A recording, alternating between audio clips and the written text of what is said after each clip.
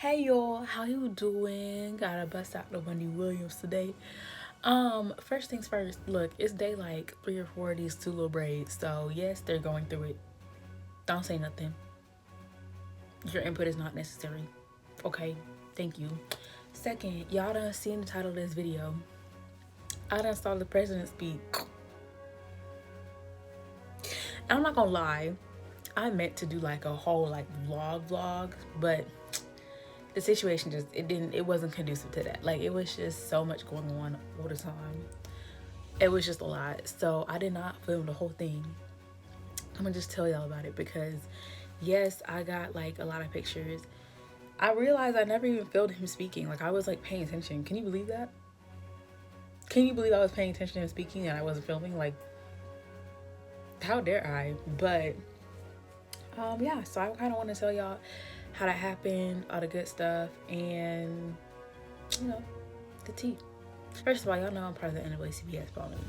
I was part of it in Fayette County, and I of course was part of it. And part of it it's Spelman, and they are the reason for my NAACP Youth and College Division that I was able to go. That's the first thing. Number two, I was taking that Tuesday off of work anyway. So the thing is, the 12th was the first day of class. So I was like, I'm not going to work on the 11th because I need to take time to like come down and prepare for the semester, which did that really happen? I can argue that it didn't, but different conversation for different day. The 11th, it was on the 11th. I think it was like either that Sunday or Monday. Larnay, our president, love her, best you, had sent a message in our group and said, hey, there's this opportunity to go see Biden speak. And I had like 10 slots open, first come, first serve. I was like, girl, sign me up. What? She's like, we don't know really like the place or the time, but as that becomes available, we'll let you know. So I was like, okay, it's on Tuesday, whatever. I'm not working. I'm not getting no coin anyway, so why not go see the president speak? Like, why wouldn't I, right? So I responded, I was like, girl, I want to go. Like, I'm not playing with you. I want to go. She was like, all right, bet I have you down. I was like, great. That's the first thing. Okay, so after that, I think it was either like Monday night or Tuesday morning. We got the location and they spoke on the quad, which is like, it's like the joint area between Morehouse and Clark. So the way that the AUC is situated, Morehouse and Clark share land right in between the schools. I don't really know how to like describe that more, but it was there. And I was like, okay, bet. Like I just driven there on the 10th to get my stuff from campus. So I was like, guess I'm making this drive 2 days in a row, but whatever. Not my eyebrows acting crazy. Hold on. But yeah, so I was like, cool. And it was we were meeting there at 12. I was like, okay, bet I'm leaving at 11. Spoiler alert, I didn't leave at 11. I didn't. No, I did not. I was on CP time. Very embarrassing. I was embarrassed. Anyway, Tuesday comes. I'm all excited. I'm telling my parents, I'm gonna go meet the president. What are you doing today? Oh, okay. So I get dressed, and let me tell y'all, I look cute. I'm gonna put the picture next. Like, this is what I look like, but like you can't even really see the whole fit in that picture, if we're being honest. But it's okay, because I was wearing stockings, ladylike, a black dress, a little blazer with a little NAACP Youth and College pin, and my nice little coat. Okay, my coat. It was a good coat. I like that coat. It was nice and warm too. Child, don't even. Okay, I'm getting ahead of myself, like literally. But I got all dressed. Tell me why it took me an hour and a half to get ready. Like, okay, it didn't really take me an hour and a half, but I started getting ready at like 10:20. Why would I do that? Like, who was I getting is the real question. I didn't leave at 11. No, I left at 11:18. Yeah. So I was like, I'm not that late. I'm not that late. So I really wasn't that late. Either way, they didn't end up arriving at at the quad where we were at until like 5:40 something. So it was, yeah, we were kind of just standing around for a while. But yeah, so I drove there. I was chilling on the way there. I was like, I'm gonna meet the president. I'm finna blow up. Okay, I was really hyping myself up on the way there. But by the time I got into West End, which is where the campuses are, all the roads were blocked off. I was like, are you serious? So I had to park in the Clark parking garage. That was where everyone was parking. That was the parking they had available, and it was free. Okay, because I was so upset. I was like, am I gonna have to pay for this? No, it was free.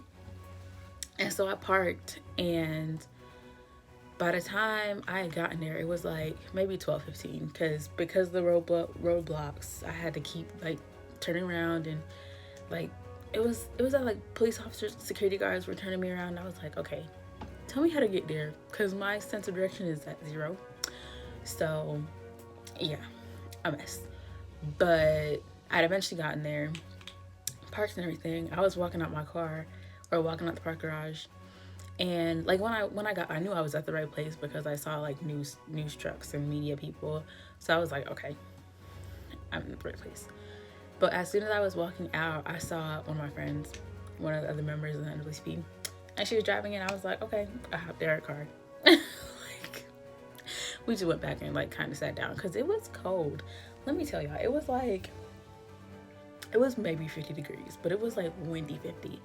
So we were kind of just like, when I tell you I underestimated the weather, like she caught me lacking. Like Georgia caught me lacking. I was like, oh my gosh.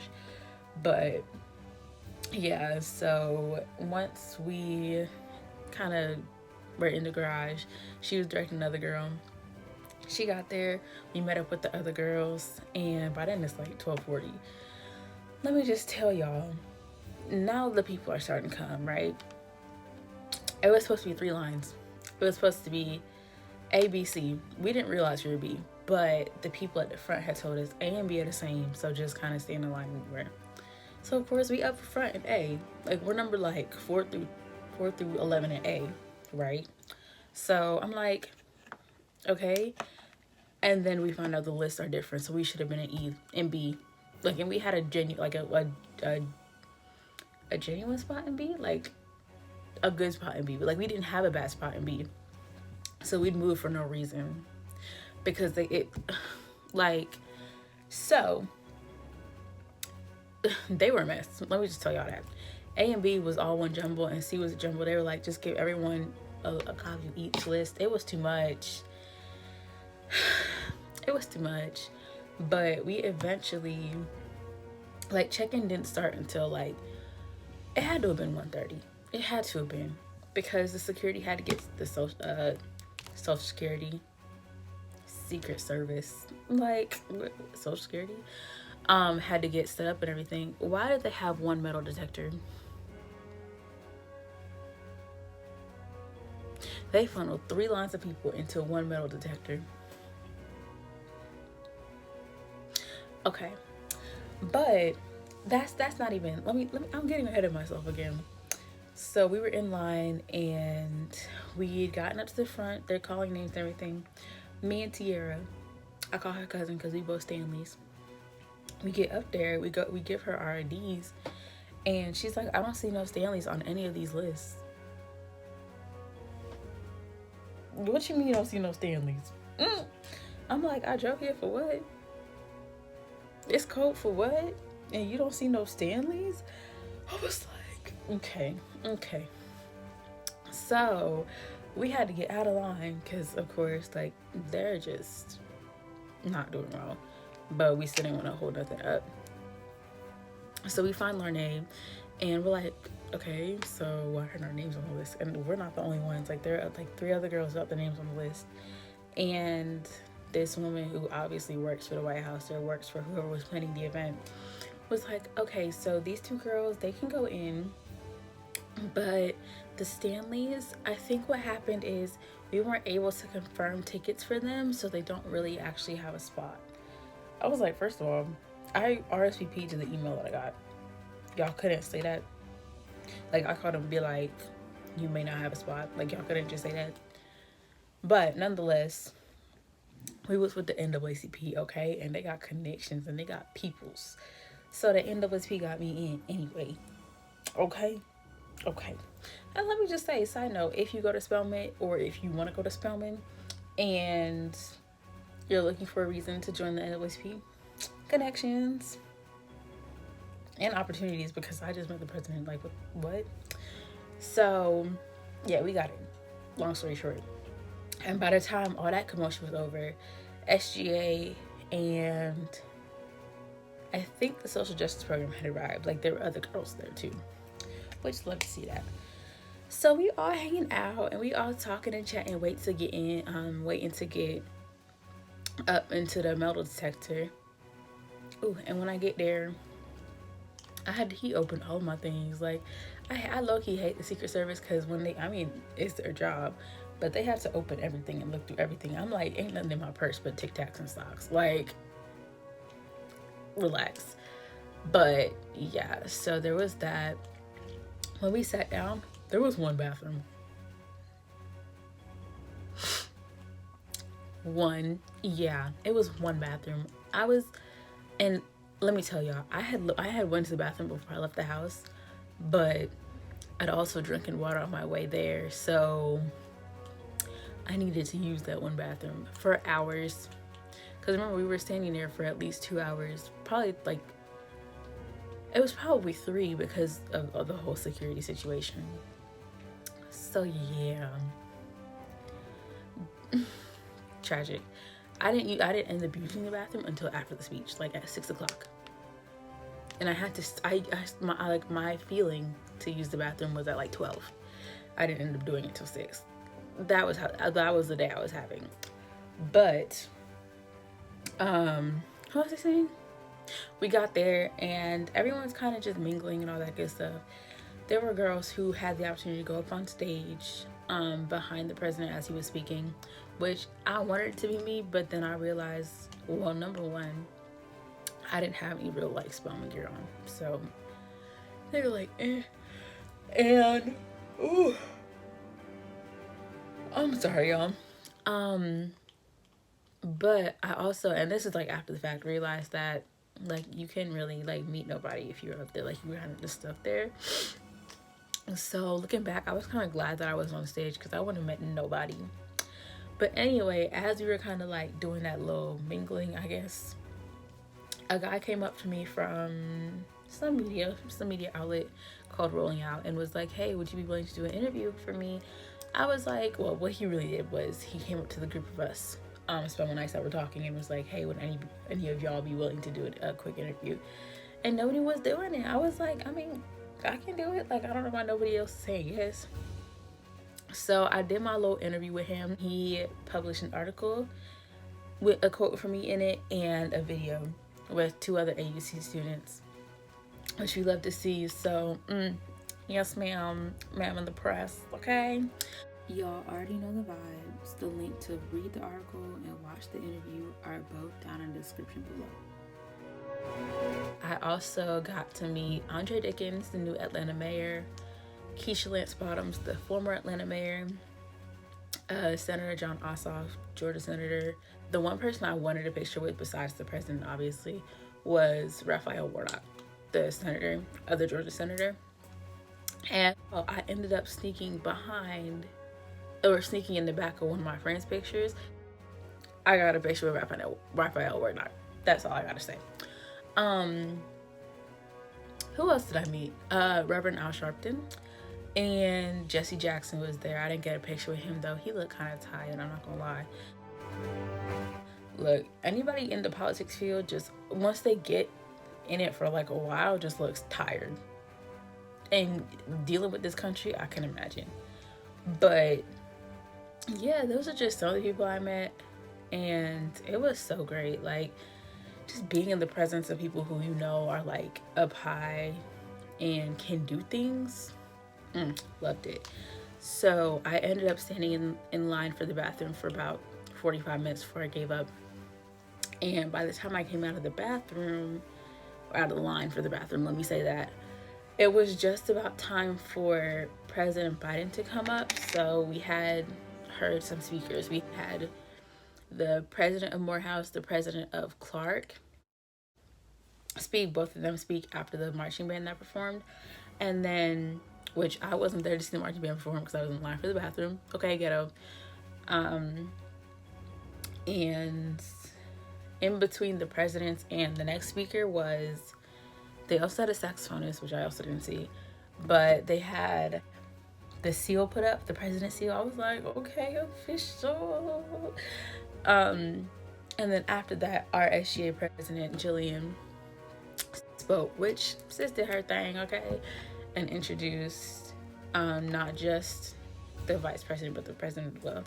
So yes, my good sis Kamala Harris was there, did her little speech. I put speech in quotes because it was like 30 seconds. I mean, 30 seconds of speech though. And then introduced Joe Biden. And I was in the third row, like, my girl's got a good shape. I was like, okay. So we was in the third row and kind of just there.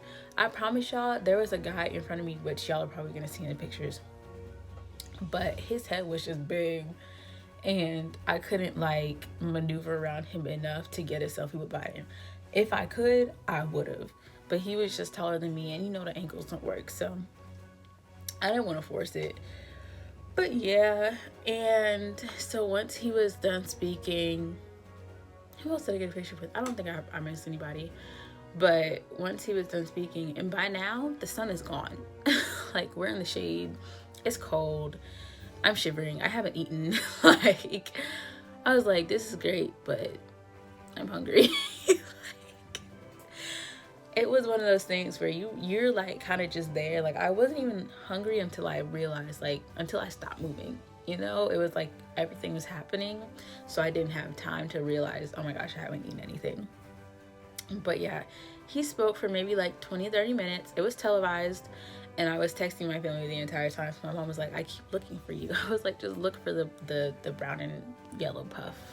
She was like, I can't see you. I was like, okay, ghetto. But yeah, so he spoke for a little bit and he made a couple jokes. Okay, I was like, he did a little cussing. I was like, President Biden? Okay. And he made a joke about how old he is. I was like, I'm glad you did that, because we was all thinking it. We just didn't want to say it. But let me just tell y'all, first thing, politicians are such politicians. Every single one of them that I like spoke to and like met and all that good stuff said, thank you for being here. Thank you for your presence. Like, I really appreciate you being here and your interest in this topic. And oh, the speech is on voting rights. I'm screaming. Let me just tell y'all, the speech was fine. I will say that I found them to be like really good, like engaging public speakers. Like, obviously I was actually paying attention to Biden. Like, I wasn't recording him, which says something, because there are people around me like recording like crazy.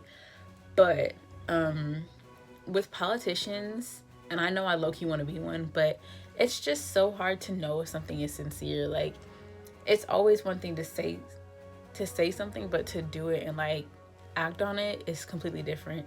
And the fact that Biden hasn't really like acted on the stuff that he said he was going to do to this point in his presidency, it's kind of like it's a little iffy, you know, a little iffy. So yeah, but after they finished speaking, we took little pictures. I got a picture in front of the seal, which is in the thumbnail. And what else? Oh, we went out to eat. It was so cold, y'all. We were so cold by then that we kind of just like took a break and talked, because I didn't wear heels, but my friends wear heels. I was like, all power to you, because I didn't know how long we were gonna be standing, and it was muddy. Like, I don't even want to show y'all my shoes. I'm so glad I didn't wear nice shoes. Like, it was muddy. But yes, we went out to eat, and by the time I got home, I was ready to go to sleep. Like, I was like, man, don't even feel like classes tomorrow. It was very annoying. Like, starting a semester virtually, to know that we're gonna go in person just does not feel real, and it still doesn't feel real. But yeah, that was essentially the entire day, and I had a great time. I will say the cold was worth it because I did meet a lot of people who I look up to, and I got to hear the president speak and all that good stuff. But definitely something I would love to do again. But yeah, I mean, that's the entire story. I feel like it shouldn't have taken me 20 minutes to tell you guys this, but I guess it did. I talk a lot. I'm so sorry. I don't know why I like this, but y'all know the drill. Like, comment, subscribe. Tell me what you want to see next. Tell me if you ever met a president. This is my second time meeting a president, both times through the NAACP actually. Tell me if you were watching this speech. I know that a couple people were, and tell me if you what you thought about it. If you watched it, what you thought about it, because some people just was not feeling it, and some people weren't feeling the fact that they were on the AUC campus doing that. Some people were talking about they didn't let us move in because they knew the president was coming. I mean, but that's not my business. But yeah, like, comment, subscribe. My socials are in the description below. Tell me what you want to see next, and enjoy the rest of your day, y'all. I love you. Bye.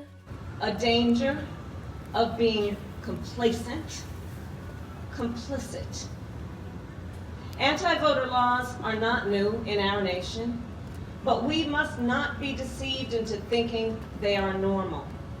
We must not be deceived into thinking a law that makes it more difficult for students to vote is normal.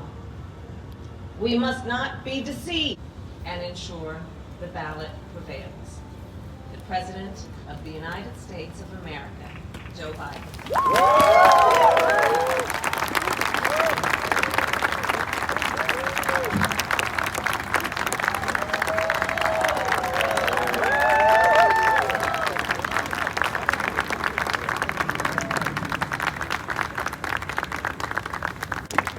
We have no option but to change the Senate rules, including getting rid of the filibuster.